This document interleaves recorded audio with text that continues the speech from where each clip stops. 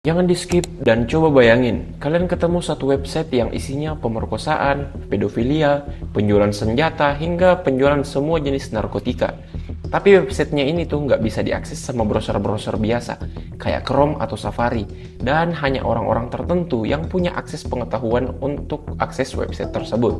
Kita sebut ini dark web, di mana di dalamnya ada jutaan konten grafik mulai dari predator mencari anak di bawah umur hingga penjahat yang jual semua jenis narkotika dan senjata. Dan dari semua kekacauan itu muncullah seorang hacker yang ingin melawan semua kejahatan di dunia dark web ini sendirian. Namanya itu Ryan Montgomery, dikenal sebagai white hacker nomor 1 di dunia. Dia itu hacker tapi ngehack orang-orang jahat. Dan hidupnya itu ekstrim banget. Nggak cuma ahli di komputer, tapi dia juga seseorang yang mendedikasikan seluruh hidupnya untuk menangkap orang-orang jahat di internet tanpa bayaran Rp1 pun. Ryan tumbuh di pinggiran West Philadelphia. Masa kecilnya itu nggak mudah.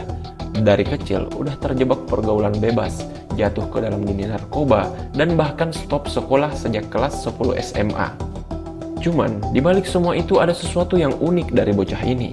Sejak umur 9 tahun, dia sudah tertarik sama komputer dengan cara belajar sendiri lewat forum-forum programming di internet. Di usia 11 tahun, dia sudah bisa matiin koneksi internet laptop orang lain hanya karena iseng. Dan dari sinilah perjalanan yang akhirnya membawa dia masuk ke dunia hacking sesungguhnya.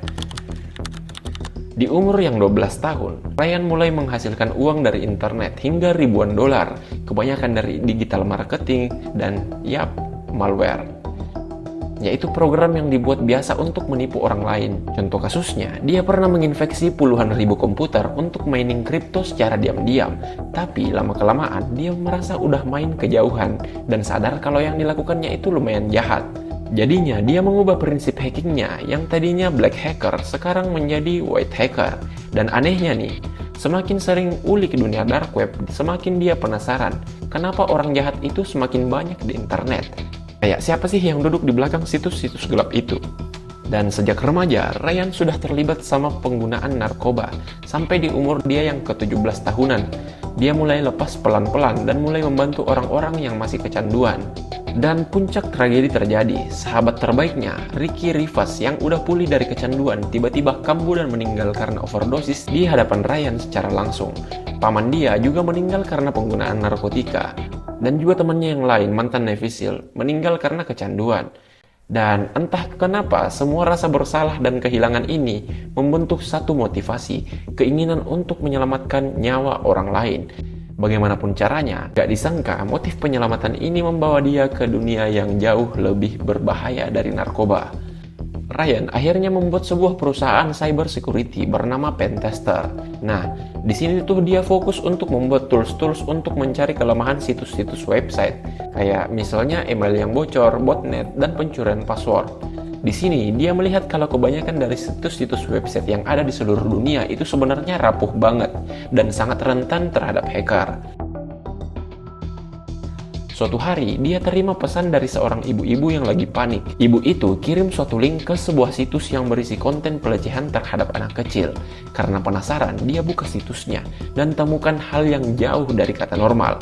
Situs itu punya 7.000 anggota aktif. Untuk bergabung atau sign up, kalian harus jawab pertanyaan mengerikan kayak gini. Apa kamu rela melakukan hal kejam terhadap anak berusia 3 tahun? Pertanyaan ini digunakan sebagai penyaring yang cuma orang-orang dengan niat yang jahat dan yang paling gelap yang bisa masuk ke dalam website tersebut. Di dalamnya ada teks dan gambar grafik di mana anak-anak di bawah umur itu menjual diri mereka untuk uang. Dan Ryan tahu jelas situs ini tuh bukan sekedar forum, tapi neraka digital. Dan yang jauh mengejutkannya lagi, pengguna situs-situs itu ternyata bukan orang-orang sembarangan, melainkan orang-orang high profile. Dan salah satunya Nathan Larson, politikus Amerika yang pernah 2 kali mencalonkan diri sebagai anggota Kongres. Ryan jelas nggak cuman berdiam diri. Dia mulai meretas ke situs yang dikasih sama ibu-ibu tadi, mengekstrak data dan menyerahkan bukti-bukti ke pihak yang berwenang. 6 bulan kemudian, Nathan Larson ditangkap karena menculik gadis 12 tahun. Cerita ini belum berakhir loh. Nathan Larson meninggal di penjara karena kelaparan. Masa sih? Nggak dikasih makan sampai meninggal? Banyak yang percaya kalau ada pihak yang berkuasa lain di atasnya yang pengen membungkam dirinya selamanya. Dan saat itu Ryan sadar dia baru buka pintu yang harusnya nggak pernah dibuka.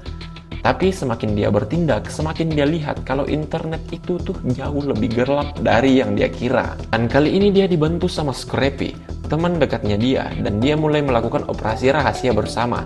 Mereka berpura-pura jadi anak berusia 13 tahun di aplikasi Tinder. Dan dalam waktu kurang dari 1 menit, ada pria berusia 47 tahun langsung mengirim pesan yang cabul. Dalam beberapa bulan, mereka berhasil menangkap 14 predator anak yang di bawah umur, di mana mereka diserahkan ke polisi lokal. Dan semua itu baru permukaannya saja loh. Karena banyak predator-predator lain di luar sana pakai aplikasi-aplikasi lain seperti sosial media lainnya. Dan lebih menyeramkannya lagi ya, banyak dari mereka itu ya layaknya orang biasa dengan pekerjaan normal di sekitar kita, seperti guru, manajer restoran, atau pekerjaan kantoran lainnya.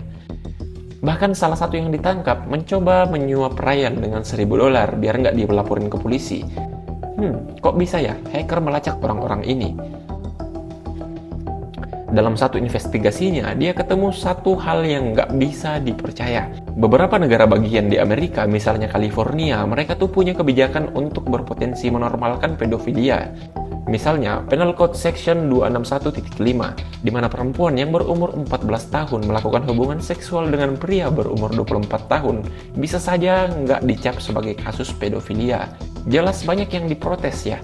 Dan ini membuat Ryan semakin semangat untuk mengekspos orang-orang jahat di luar sana. Salah satu caranya itu bekerja sama dengan organisasi seperti Project Veritas dan Operation Lightshine, di mana mereka menciptakan jaringan intel cyber yang sangat komplit untuk melacak pelaku dark web dan diserahkan ke polisi. Kalian pernah lihat alat ini nggak?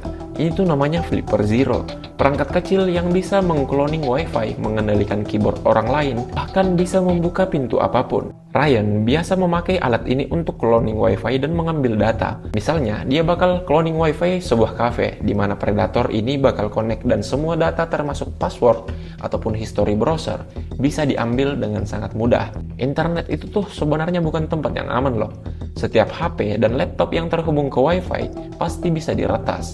Bahkan TV, proyektor, atau kipas angin aja bisa jadi pintu masuk bagi hacker. Asal kalian tahu, di dunia ini ada 30.000 website yang dihack setiap harinya. Belum lagi di Indonesia, 3 tahun lalu ada 15 juta akun yang bocor di Indonesia. Dan Indonesia itu masuk ke ranking kelima di dunia dengan kebocoran data paling banyak. Dan gilanya lagi, 85,7% akun yang bocor ini disebabkan oleh kelalaian salah satu provider. Untungnya tuh, predator di internet ini banyak yang bodoh dan belum sadar kalau mereka itu nggak aman sama sekali. Meskipun mereka itu pakai browser yang aman atau VPN. Karena tindakan Ryan yang mulia ini, banyak ancaman-ancaman yang datang dari luar. Mulai dari email mengancam pembunuhan Ryan, hingga percobaan peretasan ke perusahaannya dia sendiri. Dan sekarang dia bekerja sama dengan berbagai organisasi untuk membangun database publik berisi identitas predator anak di internet. Metode ini namanya OSINT, yaitu proses mengumpulkan dan menganalisis data informasi yang tersedia untuk publik tanpa perlu akses ilegal atau rahasia, dan biasa dipakai untuk dapat intel tertentu. Dan tujuannya itu cuma satu, membuat semua orang tua di dunia sadar kalau dunia digital itu nggak aman sama sekali bagi anak di bawah umur. Nah, ada pertanyaan nih yang sampai sekarang belum bisa dijawab sama si Ryan. Kalau semua predator itu bisa ditemukan di internet, lalu siapa yang tetap memberikan ruang untuk para predator ini? Mungkin sebenarnya sistem dark web ini dibuat sama para elit yang mustahil untuk dilacak dengan tujuan untuk memperkaya dan memuaskan mereka melalui cara-cara ilegal kayak distribusi narkotika, senjata, dan pornografi lainnya. Misalnya dark web itu dimanfaatin sama oknum-oknum di perusahaan besar untuk jual data ke satu sama lain. Setiap satu situs ditutup, 2 situs baru muncul. Setiap satu predator tertangkap, 10 lagi muncul. Jadi gimana selesainya? Konklusinya, dunia ini harus memperbanyak orang-orang bertalenta yang rela memberantas orang-orang jahat di internet. Sama kayak Ryan Montgomery ini. Kalau kalian merasa video ini bermanfaat, silahkan share ke teman kalian yang kiranya perlu nonton video ini. Subscribe juga channel ini untuk mendengarkan cerita menarik lainnya setiap hari.